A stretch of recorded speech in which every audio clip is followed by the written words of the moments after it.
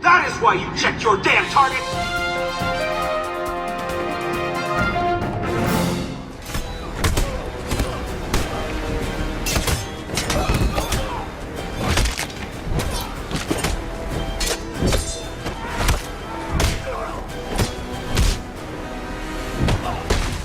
I hope you enjoyed that brief little clip of the Dark Knight in action. Here's the box, the Batman v Superman.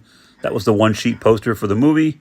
Of course, you've got Batman on the side and Batman versus Superman, Dawn of Justice. And, of course, inside, you get the traditional stand and the trading card, which no one trades. But the real star of the show, of course, is Batfleck himself. He's got a couple of accessories, batarangs. They're a little bit too wide, a little bit too thick. There's his grapple gun. And I've already replaced, he's got 2 trigger finger hands. I took those out and put those in the packaging and replaced them with his fists because, as we saw in the previous clip, my Batman likes to punch stuff. So let's take a closer look at Ben Affleck as the Batman. Starting with the top and the cowl. You've got the shorter ears. Likeness-wise, it's not too bad. I mean, obviously looking at it side by side with a photo, he was a little bit beefier. The chin could be a little bit more pronounced. They could have maybe darkened up the 5 o'clock shadow a little bit. It's present, but you really got to get up close to see it. But they've done a pretty good job, I think, overall. Again, there's that chin. And from certain angles, it looks better than others, like every other figure we have. The 3/4 angle always seems to be the best. Dead-on wise, it looks okay. The neck could be a little thicker. What I found is if you keep the head down a little bit, it seems to shorten it up a little bit. It gives the illusion that the neck's not quite so long. So they've got a cloth cape, which please, Todd, keep doing that. Don't give us any more of those silly plastic capes that you can't pose and can't do anything with. He does have, of course, the big logo on his chest. Hold on, here we go. I don't know what I'm doing there. I had to do a voiceover because the recording didn't come out on the initial video, so I'm just looking at the figure, obviously. I'm looking at the figure, and my recording graphic is covering up half of it. There's the giant emblem. There we go. And obviously you can see it's got nicks and cuts and scrapes.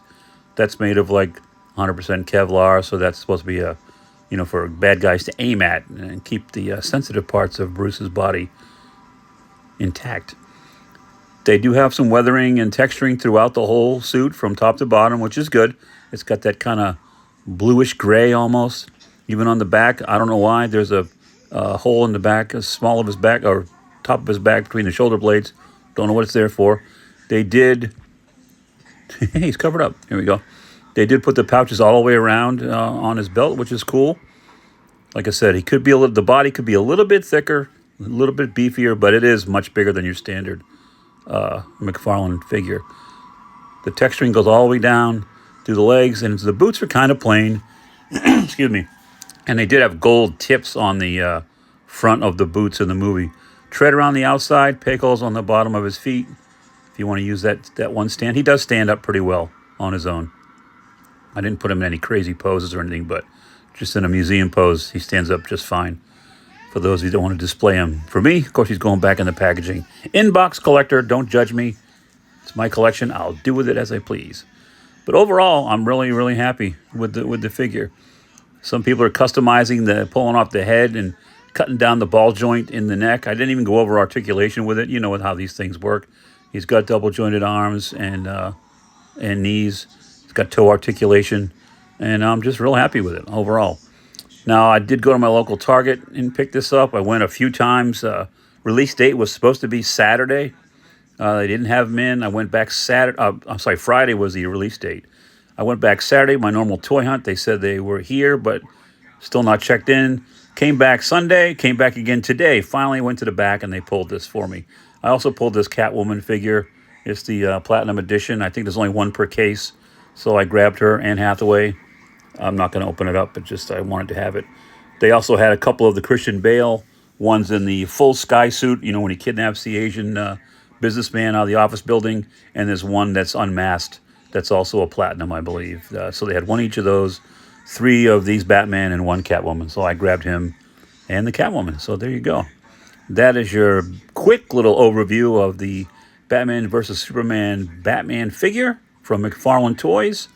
check your local targets. He's out there now. He's starting. I'm in Northern Virginia. He just hit here, like I said, this weekend. So don't give up. We'll post the DPCI here on the corner. If you want to freeze the video, and then check those of you that might use BrickSeek to look for figures. That's still available to you, and I hope you guys find them. So that's my story, and I'm sticking to it. I want to remind you guys one more time that your grails are out there. Go find them. I'll see you next time.